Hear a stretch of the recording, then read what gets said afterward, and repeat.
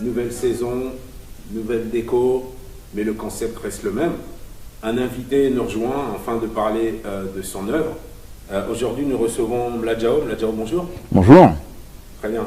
Alors, vous êtes un jeune auteur, on peut vous qualifier de jeune auteur. Oui.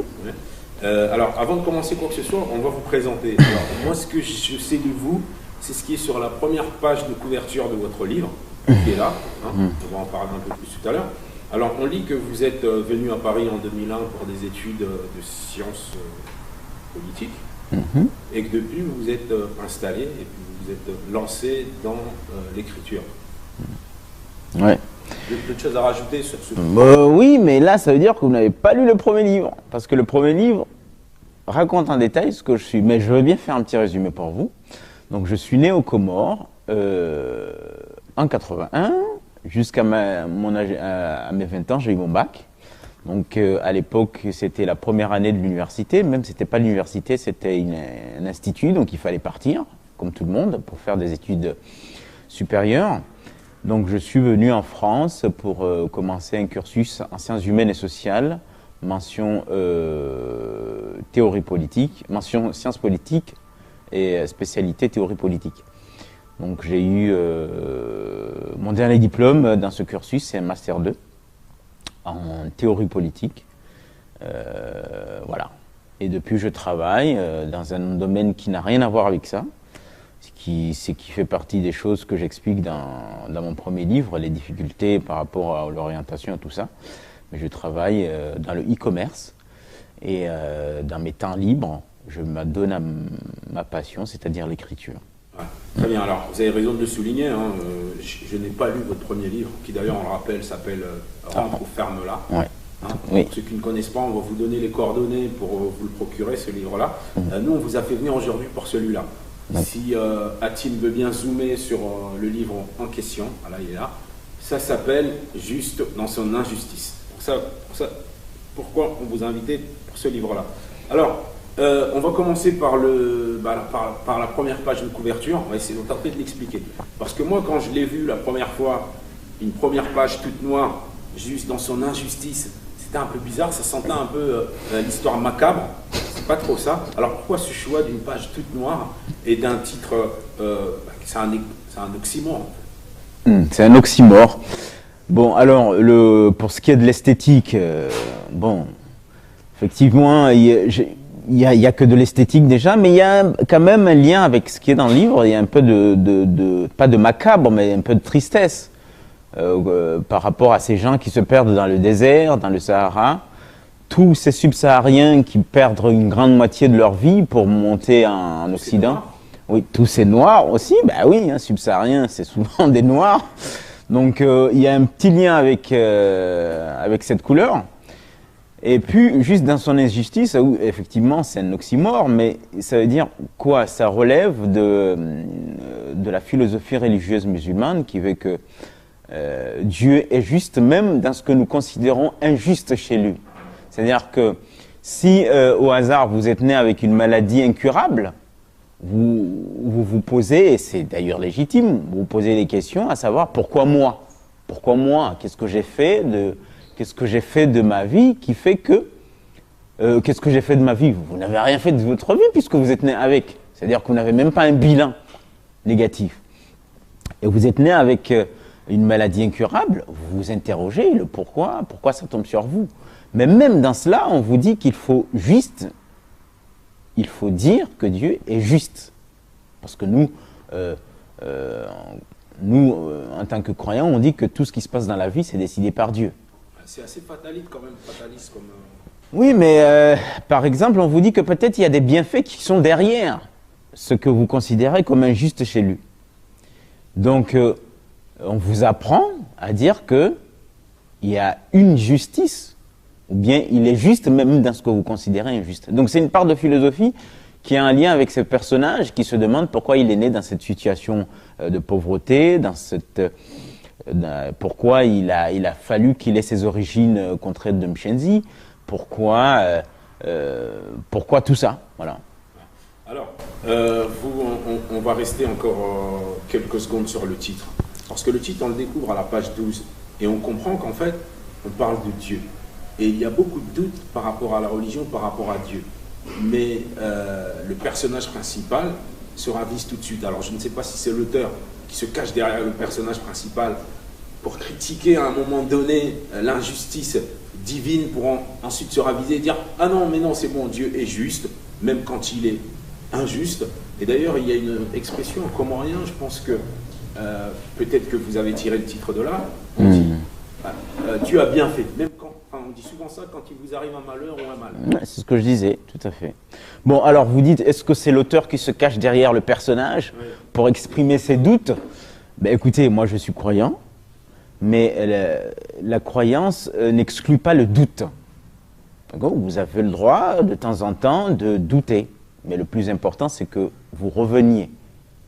Hein, on est tous des humains, on a nos faiblesses. Quand d'ailleurs, on dit que Dieu vous teste dans votre croyance. C'est pour ça que souvent, vous avez des malheurs, vous avez ce genre de choses. Effectivement, moi, je ne vais pas me cacher. Des fois, ça m'arrive de me dire, bon, pourquoi tout ça? Il est où Dieu? Mais bon, Dieu merci, j'ai encore cette croyance qui fait que je reviens sur la croyance. Voilà. Bon, alors, Mrikaou, c'est pas moi, c'est pas mon histoire, mais j'ai voulu, à travers ce titre, à travers cette petite part de philosophie que j'ai glissé par-ci, par-là, un peu glisser, un peu de... peut-être ça relève un peu de ma formation philosophique, parce que je vous ai dit, j'ai fait de la philosophie politique, la théorie politique, ça relève un peu peut-être de ma formation universitaire qui a fait qu'il a fallu que je glisse un peu de philosophie dans ce roman. Alors, on ne va pas dévoiler toute l'histoire, mais c'est l'histoire de plusieurs personnages d'ailleurs. Le personnage central s'appelle Mrikaou. On suit comme ça d'autres personnages aux Comores, en France, au Maroc, en Afrique, etc. On voyage pas mal avec ces personnages-là. Et à un moment donné, puisqu'on parle de ça, le personnage se révolte contre Dieu et il se pose une question. Est-ce qu'on doit se battre pour Dieu, lui qui est tout puissant, qui peut tout faire? Pourquoi les gens vont se battre physiquement, détruire des temples, frapper des gens, pour celui qui est tout puissant, qui peut tout faire? Et cette question-là reste quand même en suspens. Ouais. Oui, souvent, il ne faut pas tout le temps apporter des réponses. La réponse se trouve souvent dans la question. C'est-à-dire, à travers cette interrogation que je fais à travers ce personnage, je pense qu'il y a la réponse là-dessus. C'est-à-dire que ce personnage se demande, à un moment donné, on est dans un village où il y a quelqu'un qui s'est converti au bouddhisme, d'accord? Et le village, en tout cas, il est dans une mosquée, et on incite les jeunes à aller détruire le temple du monsieur au nom d'Allah. Il faut qu'on aille protéger la religion d'Allah sur notre territoire. Et donc lui, il se demande, est-ce que Allah a besoin qu'on se batte pour lui? Parce que quand même, Allah, c'est le plus puissant, Allah. C'est quand même renier la puissance de Dieu que de considérer qu'on va se battre pour lui. C'est-à-dire que lui-même, il n'a pas les moyens de se battre pour lui-même. Parce que si vous dites, je veux me battre pour Dieu, je veux défendre Dieu, c'est que vous considérez qu'il a besoin de votre aide. Alors que... Il doit quand même vous apporter une réponse alors. Il y a une réponse. Il y a une réponse. La réponse est dans la question. Explicitement, Mladiao, puisqu'on est entre nous explicitement, vaut mieux laisser les gens faire ce qu'ils veulent faire, même si c'est en dehors de ce que Dieu a considéré bon, plutôt que d'aller les combattre. Oui, parce qu'il y a quelque chose qui s'appelle le jugement dernier. Si le jugement devait se faire ici, et d'ailleurs, c'est quand même se mettre à la place de Dieu que de vouloir juger les gens à sa place. C'est aller à l'encontre de ce qu'on dit, quand on considère qu'on aime Dieu et aller jusqu'à se mettre à sa place pour juger les gens. Alors que lui, il a décidé d'un jour, il s'est octroyé le droit de juger ses créatures. Donc, je pense que ce n'est pas aux gens de juger les autres, à chacun sa relation avec le Tout-Puissant, d'accord? Et il n'a pas besoin de vous pour le défendre, il est assez puissant tout seul pour défendre ce qu'il a envie de défendre ou ce qu'il a envie de faire. Donc, effectivement, la réponse est là-dedans. Je pense que ce n'est pas aux gens de juger les autres, à chacun, et d'ailleurs, il le dit dans son saint livre, waliyakum dinukum, waliyadin, à chacun sa religion. Tout simplement. D'accord, très bien. Alors passons à un autre thème que moi j'ai trouvé très intéressant parce qu'il est rarement abordé dans la littérature comorienne. C'est le thème des origines de certaines populations des Comores qui ont des origines, on va dire, africaines. Les Comoriens, ils aiment aller se rattacher à des origines arabo-shiraziennes, musulmanes, etc. Vous, votre héros, votre personnage principal, a des origines Makua, cette population qui vient principalement du Mozambique. On le vilipende pour ça en place publique, on le critique, etc. Alors, pourquoi ce choix d'avoir choisi un héros descendant d'esclaves? Pourquoi avoir choisi un héros descendant d'esclaves? Alors, moi je vous reprends, je ne pense pas qu'on soit d'origine Makua. Je pense qu'on est... Origine, c'est comme si on a des ancêtres qui viennent... Moi je pense qu'on est Makua ou on est africain du continent. C'est juste qu'il y a une partie qui est venue sur nos îles. Je ne renie pas le fait que nous avons une culture qui est mélangée aujourd'hui. Ça fait partie de nous. Nous avons une part de culture arabe, une part de culture indienne, une part de culture africaine, moi je pense à majorité, une part de culture islamique, d'accord? Mais cela ne fait pas de nous, par exemple, des Arabes. C'est pas parce qu'on a une part de culture arabe qu'on est arabe. Vous voyez ce que je veux dire? Donc oui, j'ai choisi un héros qui a des ascendants Makua pour un peu tordre le cou à cette façon de dénigrer une part de nous-mêmes. Parce que moi, je n'appelle pas ça racisme. J'appelle ça de l'autodénigrement. Parce que faire du racisme, c'est considérer qu'on est d'une autre race et qu'on dénigre les autres. Même si aujourd'hui, on dit que la race n'existe pas. Mais je pense que ceux qui nous écoutent comprennent ce que j'entends par race, c'est-à-dire couleur ou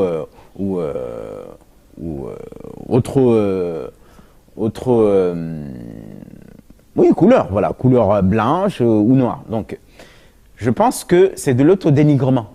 Moi, je considère que nous sommes des Noirs, d'accord, nous sommes des Noirs, et que je pense que beaucoup d'historiens démontrent le fait que beaucoup d'entre nous viennent, et d'ailleurs, on n'a pas beaucoup besoin d'historiens, on n'a qu'à regarder notre langue. Quand on regarde notre langue par rapport au Swahili, on comprend très vite que nos origines sont un peu vers là-bas. Alors d'autres vont nous dire, il y a des linguistes qui disaient, oui, mais notre langue, il y a 90% de mots qui sont arabes. J'ai dit, il faut écouter aussi le Swahili. Le Swahili, c'est pareil. Est-ce que c'est pour cette raison que les Tanzaniens qui ont vécu à un moment donné, c'est-à-dire les gens de Zanzibar, qui ont vécu à un moment donné avec les Arabes omanais, se considèrent arabes? Non, ils ont leur part de culture arabe qu'ils ont reçue à travers leur histoire, parce qu'à un moment donné, Zanzibar, c'était une capitale d'Oman. Est-ce que c'est pour cette raison que les Zanzibaris se considèrent arabes? Non, ils ont le temps arabe, et d'ailleurs le temps arabe qu'on joue aujourd'hui vient de là-bas, mais ils n'ont jamais dit qu'ils étaient arabes. Ils n'ont jamais postulé à la Ligue arabe. Donc ce n'est pas parce que notre langue a une grande part de mots arabes, ou c'est pas parce qu'on a une part de culture arabe qu'on va finir par dire que nous sommes des Arabes. D'ailleurs, il faut juste prendre un Comorien et le mettre au Caire ou en Jordanie et lui dire, bon, parle avec tes amis arabes, on va voir si vous allez vous comprendre. Justement, cette origine Makua, est-ce la conséquence des nombreux noms en Shikomori qui existent dans votre livre? D'ailleurs, le personnage principal, Rikaou, on a Kariji, on a plein d'autres noms comme ça, mais purement, on va dire, comoriens. Chose qu'on n'a pas l'habitude, encore une fois, d'entendre, que ce soit dans la littérature ou dans la vie quotidienne, on entend des noms arabisés, en fait, souvent. Oui, il y a une part de noms arabisés, comme je l'explique dans le roman. C'est-à-dire que j'ai voulu, à travers les noms, parce que quand vous regardez l'ancêtre de Rikaoua, un nom typiquement Makua, ou en tout cas typiquement africain continental, j'ai voulu montrer à travers la progression des personnages vers notre temps d'aujourd'hui, montrer, il y a deux choses là-dedans, montrer l'arabisation de nous C'est-à-dire que quand vous regardez... D'ailleurs, l'islam n'est pas né aux Comores, l'islam a été importé. Et souvent, l'islam, quand on importe l'islam, c'est avec l'arabisation aussi. Hein? Aujourd'hui, souvent, moi j'appelle ça, c'est l'empire, comment dire, j'avais utilisé un mot une fois, c'était l'impérialisme arabe à travers l'islam. Voilà. C'est-à-dire que nous avions nos noms, on les a abandonnés vers des noms. Moi, je m'appelle Mladjao, c'est typiquement Mladjao, c'est mon ancêtre, Abdul Anlim. Rien que sur mon nom, on voit la progression. C'est-à-dire, on avait un nom qui est le nôtre, et on l'a abandonné, jusqu'à aujourd'hui, on le dénigre. C'est-à-dire que quelqu'un qui s'appelle Mrikaou, les gens ils vont rigoler, Mchangama, les gens ils se moquent. Mais le nom qui est considéré le plus beau, c'est quand vous dites Abdul Halim, Abdillahi. À la limite, ça c'est peut-être religieux, Abdillahi, le serviteur de Dieu. Mais Mramungu, on pourrait dire ça, Mramungu. Pourquoi dire Abdillah ou Abdul Halim? Mramungu, c'est comorien. Et donc j'ai voulu un peu critiquer cette moquerie des noms comoriens et montrer l'impérialisme arabe à travers l'islam. On peut être musulman sans céder à l'arabisation. Voilà, c'est ce que j'ai voulu démontrer par là. Restons dans les noms rapidement des personnages. Alors il y en a, ce sont des clins d'œil à des personnes existantes, je crois. Hein. Oui, je tout pense à fait. notamment à Kakou, hein, chef de la douane, etc. Oui. Ceux qui connaissent les Comores et les personnages politiques des Comores peuvent tout de suite faire la référence. C'est bien ça que vous vouliez faire. Non, je vous laisse libre de vos références, mais en tout cas, Kakou est typique d'une certaine élite politique qui sort de la douane, effectivement. Le juge Salim, d'ailleurs vous parlez de la République douanière. Oui, une république douanière. Dans l'ensemble du bouquin, ce sont des critiques acerbes sur, on va dire, le dysfonctionnement du système, de la société comorienne, non? Il y a tout un... Alors, en fait, l'idée d'origine, c'est que j'ai voulu un peu apporter une histoire à tous ces migrants. J'ai vu, comme tout le monde, ce qui arrive à nos frères subsahariens. Aujourd'hui, avant, les Comoriens se moquaient de ces gens-là. Et aujourd'hui, les Comoriens s'y sont mis. C'est ce que je dis. Les Comoriens ont l'impression qu'ils vivent sur une roche et que ce qui se passe ailleurs ne peut pas les toucher. C'est l'esprit insulaire. Donc, au début, ils se moquaient des subsahariens comme « Ah, regardez-les, ils prennent des boutres, ils vont s'échouer sur la plage, ou je ne sais quoi ». Aujourd'hui, ils font la même chose. Ils font même des vidéos sur les bateaux quand ils viennent ici. Donc, voilà. Donc, c'était une histoire pour témoigner un peu de ces aventuriers. Hein, et à travers ça, j'ai fait des critiques de la société comorienne, ses travers, de la diaspora, comment elle vit ici. D'ailleurs, vous avez vu l'histoire entre une jeune femme qui est née ici avec un jeune homme qui est venu de là-bas, et il se retrouve confronté avec deux priorités.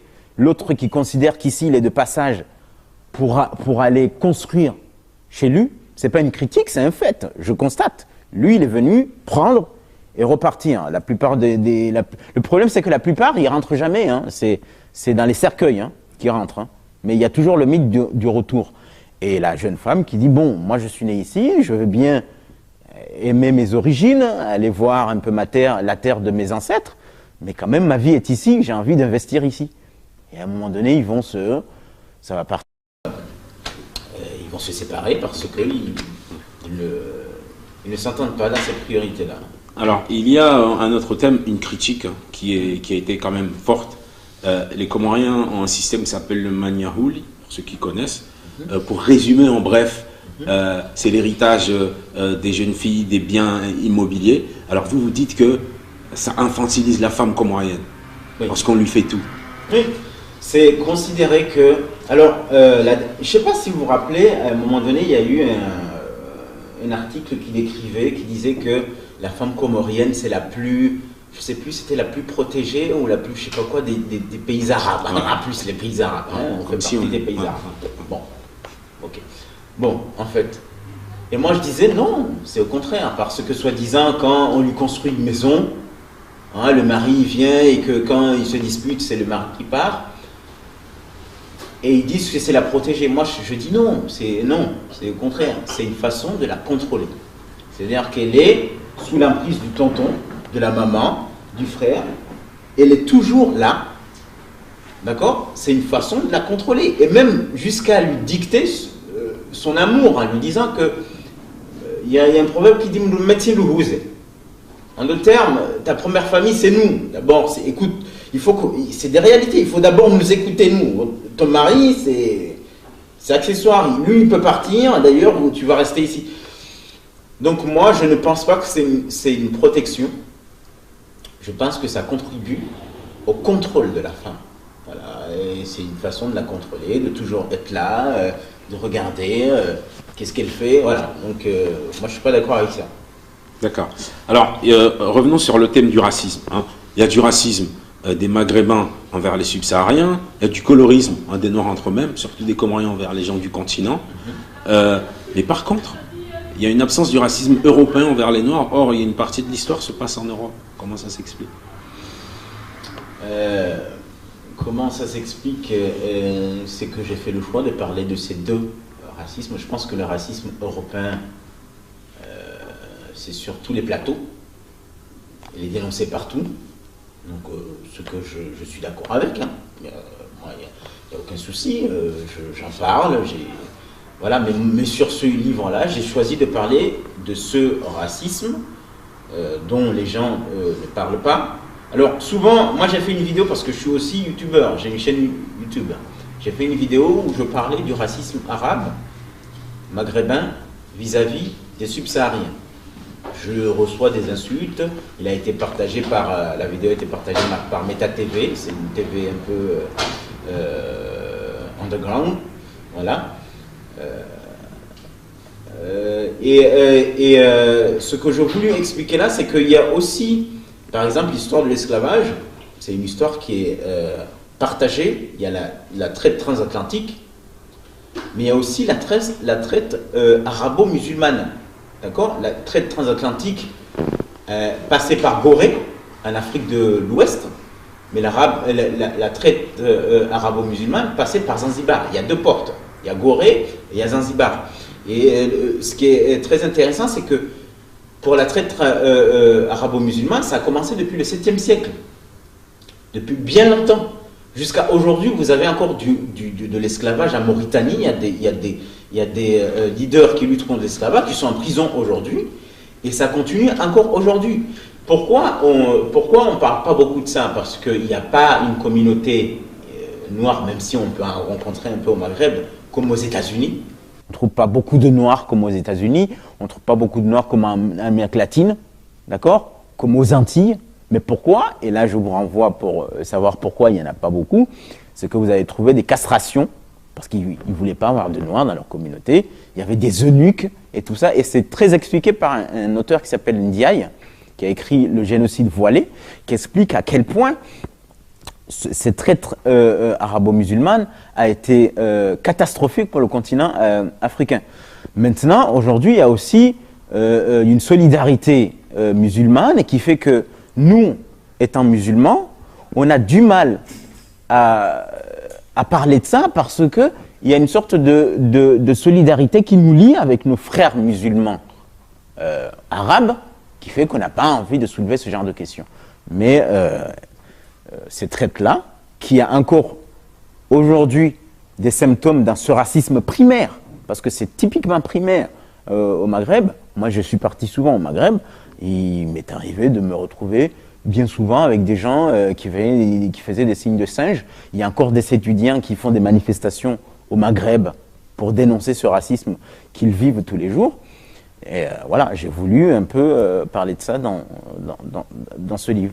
Alors, quand l'histoire se déroule aux Comores, elle se déroule principalement dans un village appelé Marugo. D'ailleurs, on peut dire que ce village, c'est carrément un personnage quand même dans le roman. C'est un personnage. On peut noter ça. Et en fait, il n'y a pas de pays, en fait. Il y a des villages, qui ont des prérogatives parfois de pays, hein, ils s'autogèrent, etc. Hum. Et ce qui est frappant aussi de noter, c'est que on peut donner une devise quand même à ce village, si ce n'est la devise des Comores. Est-ce que ça ne serait pas injustice, inégalité, absurdité? Absurdité, oui. Absurdité, des fois, oui. Alors, Après, inégalité, ça va très loin, parce qu'à un moment donné, vous parlez de la mosquée, où il y a une porte réservée à une certaine élite du village, que tout le monde ne peut pas emprunter cette porte pour rentrer dans la maison de Dieu. oui, mais ça, c'est courant au pays. Il y a des. Non, mais une porte d'entrée quand même. Oui, mais ça relève, comme j'explique dans le livre, ça relève, c'est-à-dire c'est un pays qui vit sur deux jambes. En tout cas, là, il est complet. Bon, il est un vrai bipède sur ce point-là. C'est-à-dire qu'il y a l'islam, comme je l'ai dit à un moment donné, l'islam va de pair avec l'animisme, qui, à mon avis, devait être la religion de nos ancêtres déjà avant, ou je sais pas comment on les appelait, avant l'arrivée de l'islam. C'est-à-dire que vous avez d'un côté l'islam, et qui va de pair avec l'animisme, la tradition, le fait qu'il y ait une porte réservée à une certaine élite qui n'a rien à voir avec la religion, mais qui a à voir avec la tradition qui n'a rien à voir avec la religion, comme aussi la maman de Chaïroi, voilà, l'ami Amrikaou, qui va prier pour que son fils ait le visa, mais qui va voir le Mgangui à côté pour lui demander aussi les faveurs. Donc il prie Dieu Tout-Puissant, Allah, qui est contre l'animisme, mais à côté, il va voir ce Mgangui, qui parle aux esprits, aux ancêtres, ou je ne sais quoi. Donc c'est un pays qui vit sur deux jambes spirituelles, en tout cas. D'accord. Alors, on arrive à la fin de l'émission et on a une petite rubrique qui s'appelle Autoportrait chinois version auteur du livre. Donc je vais vous poser un certain nombre de questions sans code total. Vous connaissez le principe du portrait chinois. Et je vous mets dans une situation et vous dites ce que vous serez. On y va. Très bien. Alors, si vous étiez un verbe, ça serait lequel? Si j'étais un verbe, ça serait lequel? Dénoncer. Le verbe dénoncer. Ouais. Alors, vous donnez une explication si vous voulez, ou sinon on passe à la question suivante. Je pense que j'ai une nature qui refuse tout ce qu'on dit, c'est comme ça. Je refuse le c'est comme ça et puis c'est tout. Pourquoi c'est comme ça? Non, c'est pas... Voilà. D'accord. Si vous étiez une poésie ou une chanson? Si j'étais une poésie ou une chanson, ça serait Indépendance, Tcha-Tcha, Azipoué. Alors, de qui? C'était une chanson très très connue, Je ne connais pas. chantée au Congo pendant l'indépendance, qui avait accompagné Patrice Lumumba contre les Belges. Je vois Tim qui se moque de moi derrière la caméra. Si vous étiez un prix littéraire? Un prix littéraire.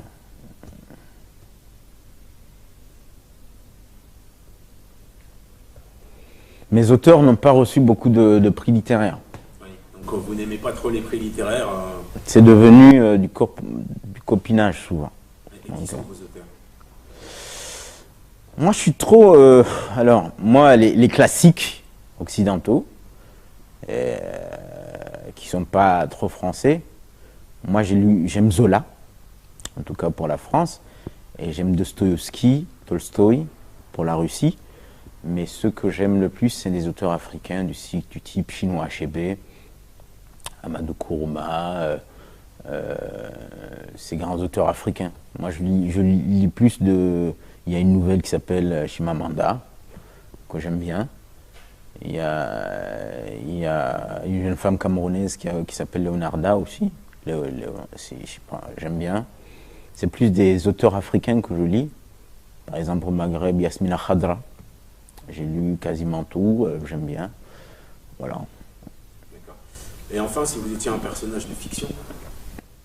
Un personnage de fiction... Denzel Washington. Denzel Washington, oui, mais dans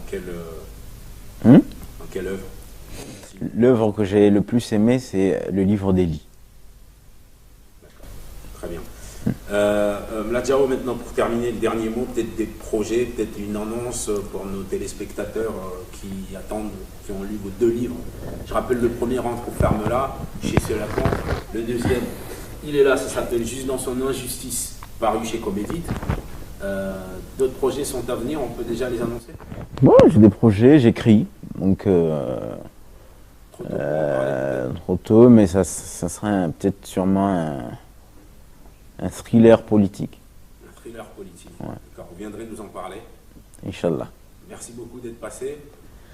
C'est moi qui vous remercie. Et à très bientôt. Et pour une fois, j'ai envie de souligner un intervieweur qui a lu le bouquin. C'est très très rare. Non, mais voilà. On ne conçoit pas à l'émission Autour du livre faire venir inviter sans avoir lu son livre. Ah ben. Aussi. Et encore, on aurait beaucoup de choses à dire sur le livre, mais étant donné qu'on est limité dans le temps, d'ailleurs, Hatim, il n'arrête pas de me montrer l'heure et de me dire, voilà, le temps est terminé, mais on aurait aimé discuter parce que il y a beaucoup de choses quand même à dire sur ce bouquin, profond, questions philosophiques, tout ce qui se passe, etc. Aux Comores, en France, dans la communauté comorienne, les Comoriens qui sont au Maghreb, etc. C'est un thème grand comme un océan. Donc voilà, merci beaucoup d'être passé et à très bientôt pour vos prochains projets peut-être. Oui, à très bientôt. Au revoir.